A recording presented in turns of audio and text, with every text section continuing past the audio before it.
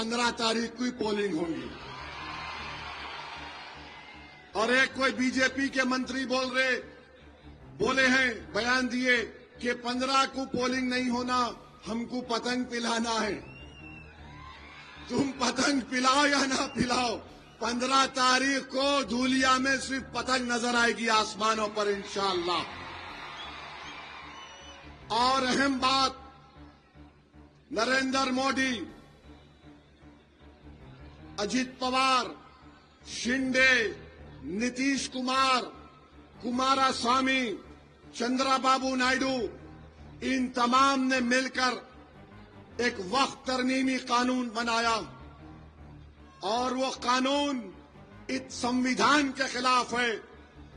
संविधान जिसको बाबा साहिब अम्बेडकर ने बनाया, उस संविधान के फंडामेंटल राइट्स के खिलाफ है।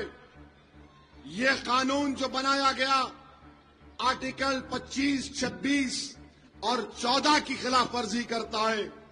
इस कानून के जरिए मोदी, शिंदे और अजीत पवार मस्जिदों को, दरगाहों को, खानकाहों को, कब्रिस्तान को छीनना चाहते हैं। जो लोग राष्ट्रवादी का खंडवा डालकर फिर रहे हैं, अगर तुम्हारा कब्रिस्तान को छीनने की कोशिश करेगा, उसका कानून बन चुका है।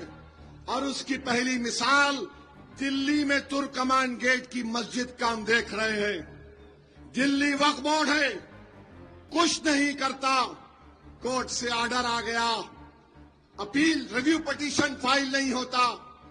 जो 100 साल से तुर्कमान गेट की मस्जिद की जायदाद वक्फ की थी, 1970 का गजीट है। बुलडोजर जाकर सुबह 1:30 बजे वो तमाम की तमाम जायदादों को तोड़ दिए। और बुलडोजर जब उन जायदादों को तोड़ रहा था, मस्जिद की दीवार में तड़क आ गई। अब बोल रहे कि दीवार को भी तोड़ देंगे क्योंकि आपकी जान को खतरा है। मैं पूछना चाहता हूं अजीत पवार से, बताओ आपने इस कानून को बनाने में मोदी का तायीद की, ताउन किया। मेरे अजीज दोस्तों और बुजुर्गों, ये इतना गंदा कानून है। आज हमारे हिंदू धर्म के देवस्थानम मंदिर की कमेटी में सिवाय हिंदू धर्म के कोई मेंबर नहीं बन सकता। वक्फ बोर्ड भी मुस्लिम धर्म का एक बोर्ड है, उसमें मोदी ने, अजीत पवार ने कानून बनाया कि उसमें गैर मुस्लिम भी मेंबर बन सकता है। बताइए, क्या ये इंसाफ है? क्या ये इक्वालिटी का वायलेशन नहीं है? कोई भी कलेक्टर लिख कर दे देगा, मस्जिद को खुफल डाल दिया जाएगा। आज पोर्टल के ऊपर जायदादें नहीं चढ़ पा रही। 100 साल से पुरानी अगर कोई मस्जिद, दरगाह एएसआई में प्रोटेक्टेड मॉन्यूमेंट है, तो मोदी ने कानून बना दिया कि उसका मालिक वक्फ बोर्ड नहीं होगा, एएसआई आसार कदीमा होगा। बताओ फिर किस बुनियाद पर अजीत पवार आज आकर कह रहे हैं कि मैं देख लूंगा, मैं ये कर लूंगा। मेरे भाई, मैं जानता हूं धूलिया और महाराष्ट्र के अल्पसंख्यक समाज मुसलमानों में आज भी मिली हमीयत है। मैं आपको उसका हवाला देकर आपसे अपील कर रहा हूं। उस काले कानून के बनने के बाद महाराष्ट्र का बहुत बड़ा इलेक्शन होने जा रहा है।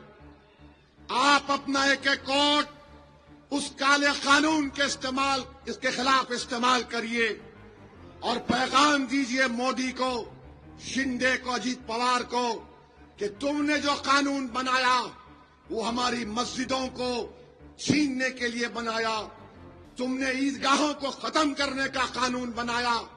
तो एक और अहम वजह आपके पास है कि आप 15 तारीख को मुत्तहदा तौर पर अपना एक वोट पतंग के निशान पर दीजिए।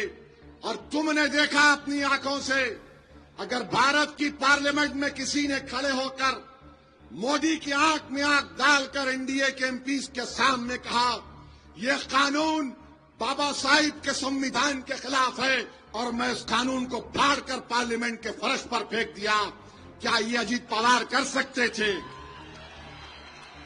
तो मेरे अजीज दोस्तों और बुजुर्गों, 15 तारीख को क्या होगा? 15 तारीख को बटन दबेगा पतंग पर। और बीजेपी वाले, ये समझ में नहीं आ रहा, बीजेपी वाले इतना डरते कहीं को ट्रंप से। कल ट्रंप बोले, मैं आपको बोलता हूं कल ट्रंप क्या बोले, वो लिख के लाया था। हाँ, ट्रंप बोले India ordered 68 Apaches and didn't get them for 5 years। यानी भारत ने हेलीकॉप्टर होता, अपाची उसका नाम है, और 5 साल से नहीं मिले। Prime minister Modi came to see me, और क्या बोले Modi ji? Sir may I see you please. Modi ji आके बोले, सर क्या मैं आपको मिल सकता हूं प्लीज? ये क्या है? अरे कुछ तो बोलो बीजेपी वालों, तुम्हारा नेशनलिज्म कहां चले जाता है? मोदी के हम सख्त मुखालिफत हैं, जिंदगी भर उनकी तायीद सियासी तौर पे नहीं करेंगे। समंदर के दो किनारे एक नहीं हो सकते, मगर मोदी तो भारत का प्रधानमंत्री है ना। अमेरिका बोल रहा कि मोदी मेरे को आके बोले, sir please may I see you. BJP कुछ बोलती नहीं। हाँ, वही बीजेपी को बोलो, मुगलों पे बोलो ओ दन दन दन दन, पाकिस्तान पे बोलो और कूद जाते, बांग्लादेश पे बोलो कूद जाते। दो चीज पे बीजेपी नहीं बोलती, एक ट्रंप को नहीं बोलती, एक चाइना बोले तो बोलते चीनी ले लो।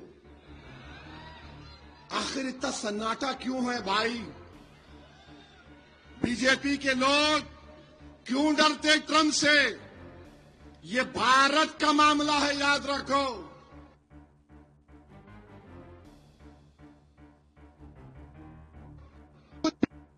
बर्दाश्त कर रहे हो?